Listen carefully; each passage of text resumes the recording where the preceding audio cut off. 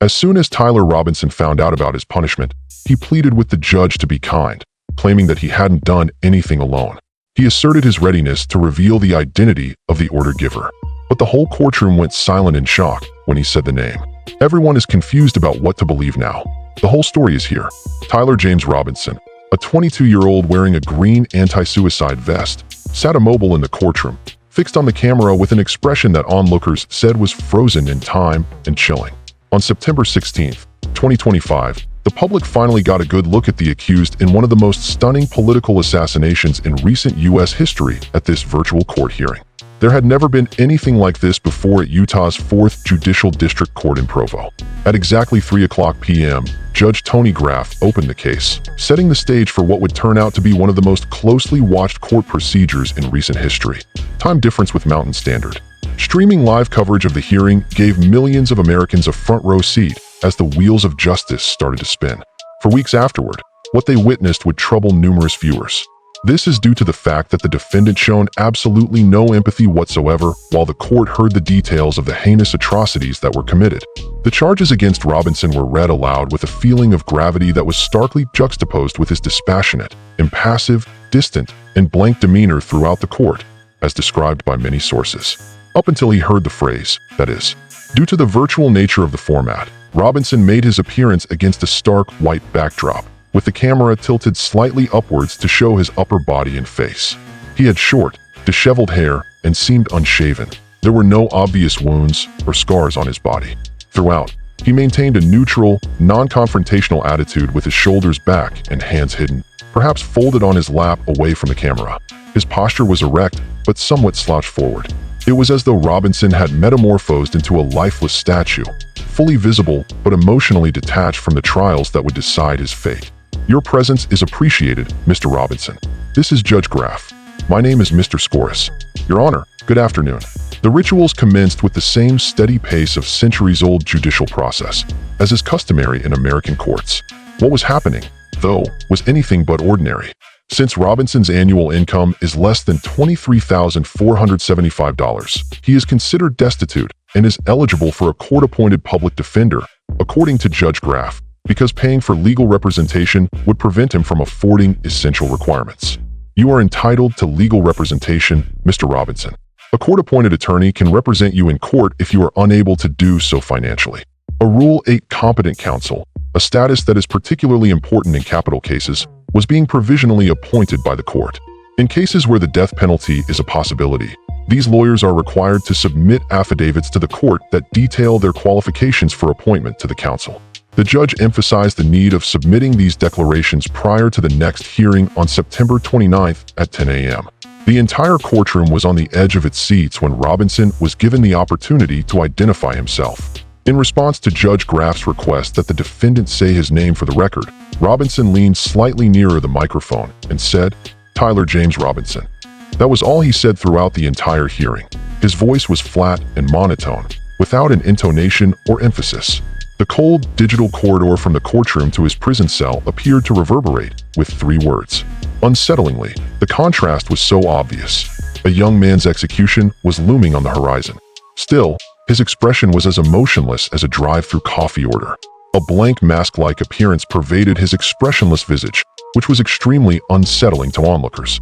He didn't flinch, purse his lips, or show any emotion whatsoever. His mouth stayed perfectly still. For the time being, Mr. Robinson, you will not be released from custody. Would you like me to take a moment to ask you anything else, Mr. Scoris? No, that is really appreciated, Your Honor. Next, the time for the prosecution's case came.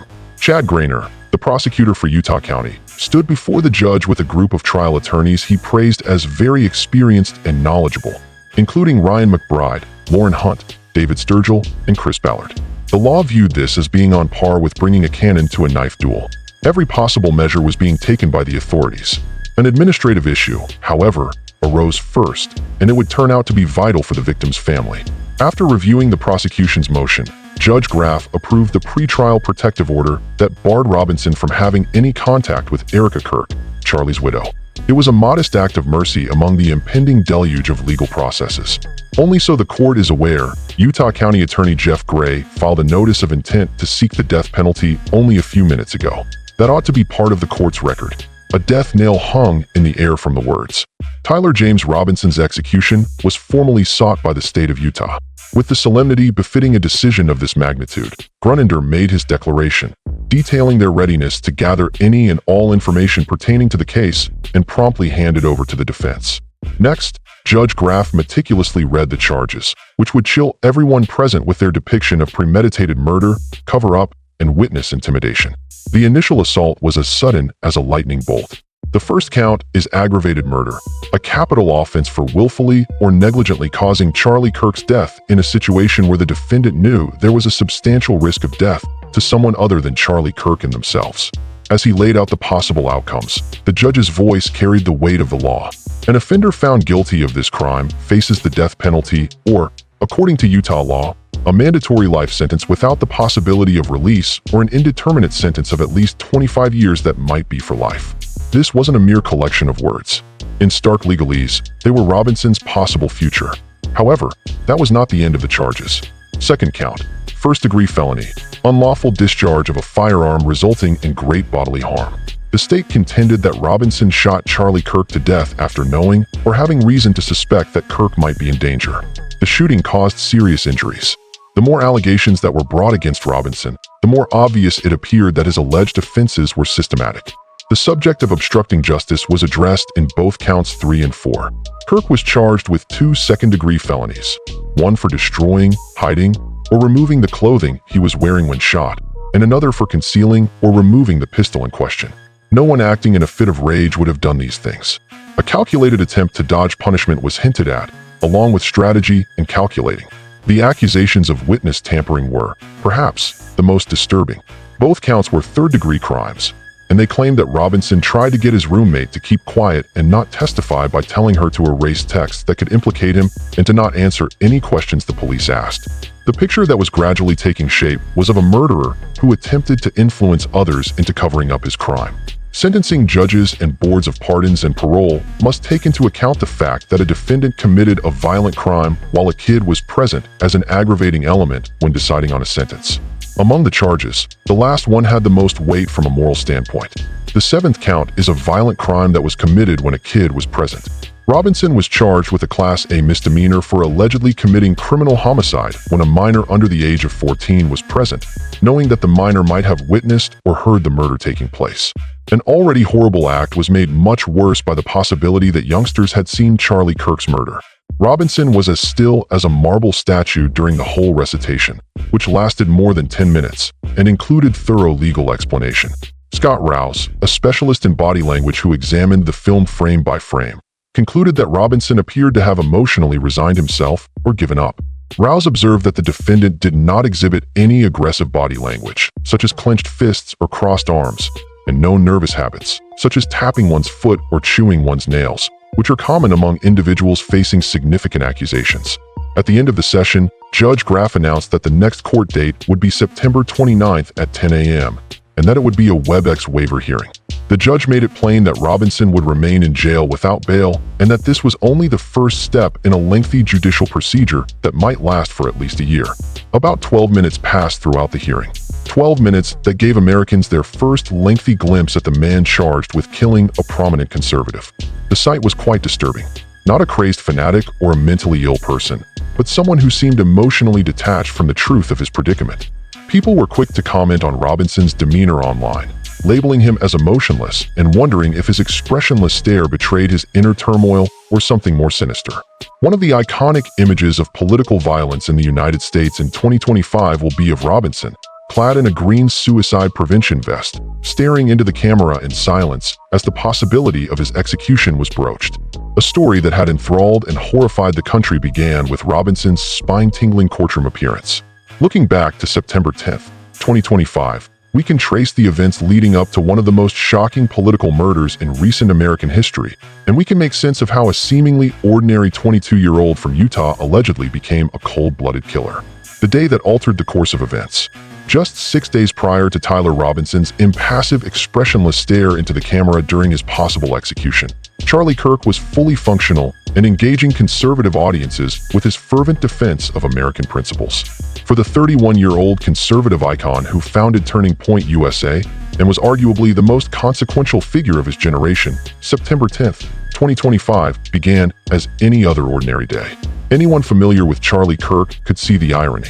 This man had spent his whole adult life fighting for the right to bear arms and against any attempts to regulate them. Despite his insistence that gun control was not the answer, he himself would be a victim of gun violence. As part of his America's Future tour, Kirk was set to give a speech at Utah Valley University that afternoon. The outdoor venue, which was close to the Lozy Center on campus, would attract thousands of people. An important consideration was the location. There was a good chance that Kirk would have gotten a warm welcome at Utah Valley University, which was known as a conservative-friendly campus in a very red state. On the campus lawn, around 3,000 people, including students, supporters, and members of the media, gathered for the America's Future event. With sunny skies and moderate temperatures, the day in September was picture perfect. Perfect weather for the kind of outdoor political rally that had become Kirk's signature format. As Kirk took the stage around noon, his characteristic energy and passion were immediately evident. He was in his element, doing what he had done thousands of times before at hundreds of venues across America. Kirk was known for his ability to command a crowd, mixing conservative political talking points with motivational speaking and direct challenges to his audience. What happened next would unfold with the methodical precision of someone who had planned every detail. At approximately 11:50 a.m., surveillance cameras captured Tyler Robinson entering the UVU campus from the north side. The timeline that investigators would later piece together reveals the chilling, methodical nature of Robinson's alleged plan. At 11:53 a.m., he paused near the entrance and pulled out his cell phone, possibly checking messages or reviewing the event layout. This wasn't the behavior of someone acting on impulse. It was the calculated preparation of someone executing a predetermined plan. By 12:02 p.m., cameras recorded Robinson walking along the north side of the Lowy Center, continuing to display his distinctive limp while avoiding direct eye contact with passersby. The building would prove to be his chosen vantage point, a structure that offered an unobstructed view of the stage where Charlie Kirk was preparing to address the crowd. At 12:15 p.m., Robinson accessed a public walkway, climbed over a railing, and dropped onto a nearby roof, securing a clear 160 sniper vantage point over Charlie Kirk's event. The position offered elevation, visibility, and escape routes, ideal for a marksman. While Kirk engaged closely with the crowd under a canopy, Robinson prepared a family-gifted bolt-action rifle, assembling it by 12:17 p.m. and settling into a prone sniper position at 12:22 p.m., leaving physical evidence of his setup. At that moment, approximately 15 minutes into the event, Charlie Kirk was in the middle of answering what would be his final question. The topic was tragically ironic. Kirk was responding to a question about mass shootings by transgender individuals. As the words left his mouth, discussing the very type of violence that had become all too common in American society, Tyler Robinson was taking aim at his head. At 12:23 p.m. Mountain Daylight Time, a single gunshot rang out across the Utah Valley University campus. The sound was unmistakable to anyone who had heard rifle fire before. Sharp, loud, and clearly coming from an elevated position. The bullet struck Kirk in the neck with devastating precision, and he immediately slumped forward in his chair. The chaos that followed was captured on multiple cameras and cell phones, creating a visual record of American political violence that would be seared into the national consciousness. Kirk slumped to the ground almost immediately, and the bullet's trajectory passed closely to several other individuals beside him, including the questioner, who was standing directly in front of Kirk. It was a miracle that the single shot didn't claim additional victims. A UVU police officer who was watching the crowd from an elevated vantage point immediately recognized the sound of a rifle shot and began scanning the area for threats. His training kicked in instantly. He identified the roof area approximately 160 yards away as the most likely shooting position and rushed to investigate. The officer climbed over the railing and down onto the roof, walking to the suspected shooting position, where he confirmed not only the clear shooting corridor, but also found physical evidence of the sniper's presence. The impressions in the gravel rooftop were consistent with someone having laid prone in a shooting position. Marks left by elbows, knees, and feet that would later prove crucial to the investigation.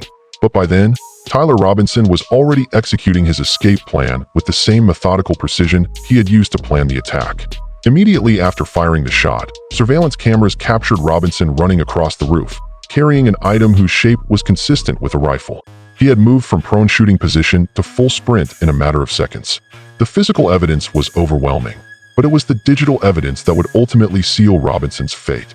Within minutes of the shooting, Robinson was sending text messages to his roommate that amounted to a full confession. The messages revealed not just his guilt, but his mindset and motivation in planning the attack. Robinson texted his roommate, "Drop what you were doing. Look under my keyboard." When the roommate followed the instructions, they found a handwritten note that stated, "I had the opportunity to take out Charlie Kirk, and I'm going to take it." The note was later photographed by police as evidence of premeditation. The text exchange that followed reads like something from a crime thriller, except it was all too real when the roommate responded, "What? You're joking, right?" Robinson replied, "I am still okay, my love, but I'm stuck in Orem for a little while longer yet. Shouldn't be long until I can come home, but I got to grab my rifle still. To be honest, I had hoped to keep this secret till I died of old age. I am sorry to involve you." The conversation became even more chilling as Robinson confessed to the act and explained his motivation.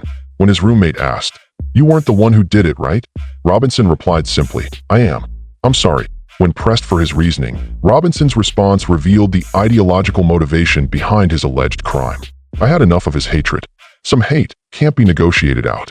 Robinson's text messages also revealed the calculating nature of his crime. He had planned the attack a bit over a week in advance and was concerned about retrieving the rifle from where he had hidden it. The messages showed someone who was thinking tactically about evidence and escape routes even in the immediate aftermath of committing murder. Perhaps most disturbing was Robinson's attempt to cover up the crime by implicating his roommate in the conspiracy. In his messages, Robinson instructed his roommate to delete this exchange and warned, "Don't talk to the media. Please don't take any interviews or make any comments. If any police ask you questions, ask for a lawyer and stay silent." He was trying to turn his romantic partner into an accessory after the fact. The rifle itself told its own story. When investigators examined the weapon, they discovered that Robinson had engraved messages on the bullet casings, a mixture of internet memes and political statements that revealed his mindset. The engravings included, "Hey, fascist catch with arrow symbols. Oh, Bellicio, Bellicio, Bellicio, ciao ciao." Lyrics from an Italian anti-fascist song. "And if you read this, you are gay. LMAU." Robinson had bragged about these engravings to his roommate, texting, "Remember how I was engraving bullets?" The F in messages are mostly a big meme. "If I see Notice Bulge UW on Fox News, I might have a stroke." The mixture of political extremism and internet culture reflected the complex motivations that had allegedly driven Robinson to commit murder. Meanwhile, Charlie Kirk was fighting for his life. He was rushed to a nearby hospital where medical teams worked frantically to save him. But the damage was too severe. The bullet had struck a major artery, and despite the best efforts of emergency responders and hospital staff, Charlie Kirk was pronounced deceased. The conservative movement had lost one of its brightest stars to an act of political violence that would send shockwaves through American society. The campus was immediately locked down with students sheltering in place as SWAT teams and police from multiple agencies swept the area. The manhunt for the shooter began immediately with law enforcement following the escape route and collecting the physical evidence that would ultimately lead to Tyler Robinson's identification and arrest. But Robinson was already covering his tracks. After returning home, he changed clothes and disposed of the originals in a dumpster, items that would later be recovered by investigators with his DNA still on them. He had planned not just the murder, but the cover-up that would follow. The investigation that followed would be one of the most extensive in Utah's history, involving local, state, and federal officials in a coordinated effort to bring Charlie Kirk's killer to justice. The manhunt would last approximately 33 hours, ending only when Robinson's own family recognized him from surveillance photos and convinced him to surrender. But even as the inquiry unfolded, one question continued to torment everyone involved. What might lead an apparently regular 22-year-old college student to conduct such a premeditated act of political violence? The answer would rest in Robinson's background, his relationships, and the drastic transformation that had taken place in the months leading up to that awful September afternoon. The making of a killer. The metamorphosis of Tyler Robinson from a calm, unassuming college student to an alleged political assassin didn't happen overnight. Born in 2003 and reared in Washington City, Utah, Robinson grew up in what appeared to be a solid conservative household in one of America's most Republican-dominated states. His family attended the local Mormon congregation. His father worked in law enforcement adjacent roles, and by all accounts, Tyler seemed destined for an ordinary life in small-town Utah. Robinson's parents, Matt and Amber Robinson, were registered Republicans who embodied the traditional conservative values of their community. Matt Robinson had spent years working in corrections, while Amber was a licensed social worker. They had reared their son in what neighbors and family friends repeatedly regarded as a loving, stable home setting. There were no red flags, no warning signs that would have predicted the horror that was to come. The first signs of change began to appear in the year leading up to the shooting, when Robinson's mother told authorities that her son had grown more political and had started to tilt more to the left, becoming more pro-gay and trans rights-oriented. This political shift was occurring amid a very stressful time in Robinson's personal life. He had begun a romantic relationship with his roommate, a biological male who was shifting genders. The connection produced major strain among the Robinson family, notably between Tyler and his father, who held extremely different political views. What had once been a peaceful household began to splinter along ideological lines, with Robinson increasingly separated from his family's orthodox viewpoint. Despite his upbringing in the church and commitment to traditional Mormon principles, the young man was coming to view his family's beliefs as repressive and even hostile. A pivotal character in Robinson's life and ideological development was his roommate, who was named in court records as having been expelled from his grandparents' home due to troublesome behavior, including substance misuse and video game addiction. The roommate's relatives said he had a history of drinking difficulties, including a near overdose scenario with a bottle of vodka around 3 years ago. Another disturbing facet of Robinson's metamorphosis was exposed by his digital footprint, his participation in a twisted online world, according to investigators. The Secret Service and Congress are now scrutinizing Robinson's online activities for symptoms of radicalization, particularly his vast gaming history on platforms like Steam, where he recorded thousands of hours playing both popular titles and niche pornographic games with explicit content. The examination of Robinson's online presence revealed a picture of someone who had been increasingly separated from mainstream culture and lured into fringe internet forums. Game themes that corresponded with his relationship dynamics and political growth were among the alarming stuff that investigators identified in his gaming profile. This was no ordinary game. It appeared that his increasing estrangement from his family and community was reinforced by his immersion in a digital world. The ice broke over a family meal when Robinson voiced his disapproval of Charlie Kirk's planned event at UVU, which he thought was an inappropriate location. In this chat with his family, Robinson allegedly accused Kirk of spreading hate, according to investigators. Political differences like these don't happen every day. Anger and animosity that had been simmering for weeks finally found a voice. Later, Robinson's dad told authorities that he instantly recognized his son in the new surveillance photo of the accused gunman, which his wife had shown him. In addition, he thought the gun that the shooter was supposed to have used was identical to the one that had been gifted to his son, a precious family treasure that Robinson was now accused of using to betray his entire family. The subsequent altercation had to have been excruciating for everyone concerned. They were successful in having Robinson meet at their house because of his parents. Plus, while they were talking about it, Robinson made it seem like he was the one who opened fire. Robinson gave a shockingly straightforward reply when asked why he did it. A great deal of evil was present, and the hate speech directed towards Charlie Kirk by that individual was excessive. According to reports, Robinson originally had suicidal thoughts and that he wanted to end things because he couldn't face going to jail. Instead of killing himself, Robinson was persuaded to turn himself in by his parents and a retired deputy sheriff who was a family friend. During the surrender negotiations, Robinson's fear of police shooting him during his arrest came to light. Robinson explicitly requested a quiet, soft surrender, expressing anxiety about being killed during a SWAT raid. This wasn't the behavior of someone seeking martyrdom.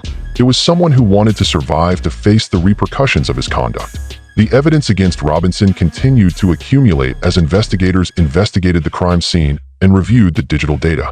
DNA consistent with Robinson was found on the trigger of the rifle, on various parts of the weapon, on the fired cartridge casing, on 2 of the 3 unfired cartridges, and on the towel used to wrap the gun. The forensic evidence was strong and conclusive. A search of Robinson's residence produced additional incriminating evidence, including a shell casing with etchings identical to those found on the shells in the rifle at UVU, as well as multiple target boards with bullet holes. Someone who hadn't acted impulsively was this. With meticulous accuracy, Robinson had been training for his assault. However, concerns regarding Robinson's possible accomplices or wider connections persisted even as the proof accumulated. FBI Director Kash Patel revealed that Robinson had been active in a Discord chat group, stating, "There are a lot more than 20 people linked to Robinson on Discord, and we're running all of them down, every single one." Investigators are still mapping out who, if anyone, was involved as an accomplice, though officials have stated that Robinson appears to have acted alone. The pursuit of the death penalty has itself become a political battleground. Utah was actually shifting away from capital punishment before this case, with no executions since 2010 and growing opposition from both religious and fiscal conservatives. However, the high-profile nature of Kirk's assassination has reversed that momentum, with political pressure from Trump allies and conservative media demanding the ultimate punishment. Utah County Attorney Jeff Gray's decision to seek the death penalty was described as independent, but it came amid intense public pressure and political expectations. Legal experts have noted that securing a death sentence is no slam dunk, especially for a young white defendant from a Mormon family with no prior criminal record. The case has also sparked broader questions about political violence and online radicalization. Studies have shown that while violence occurs across the political spectrum, right-wing ideologies have been linked to more incidents of political violence in recent years. However, Robinson's case represents something different. A young man from a conservative background who allegedly became radicalized in the opposite direction toward left-wing extremism. The public reaction to the death penalty pursued has been intensely polarized. Conservative voices have overwhelmingly supported execution, with figures like Florida Reaper Randy Fine demanding a public firing squad for Tyler Robinson for the entire world to see. Social media polls consistently show 70 to 80% support for the death penalty among conservative respondents. Opposition to the death penalty has focused on Robinson's age, lack of prior criminal history, and potential mental health issues. Anti-death penalty advocates argue that execution is extreme and irreversible, especially for such a young defendant. However, this opposition appears to be in the minority among visible public discourse. The case has also highlighted broader concerns about online radicalization and the role of social media in political violence. Graphic videos of Kirk's shooting spread rapidly on platforms like X and TikTok within minutes of the attack, raising questions about the responsibility of social media companies in limiting the spread of violent content. The impact on Kirk's family has been devastating, but also transformative for the conservative movement. Erica Kirk was unanimously elected CEO and chair of Turning Point USA's board on September 18, 2025, fulfilling her late husband's wishes for her to lead the organization. TPUSA has reported over 32,000 new chapter inquiries in the days following Kirk's death, suggesting that the assassination may have actually strengthened rather than weakened the conservative youth movement. As Robinson awaits his next court appearance scheduled for September 29, 2025, the legal process is just beginning. The case will likely take years to resolve, with potential appeals extending any death sentence for decades. Utah's complex death penalty process requires a unanimous jury verdict on both guilt and aggravation, a high bar that has proven difficult to achieve in recent years. Don't forget to like, subscribe, and press the bell icon. Thanks for watching.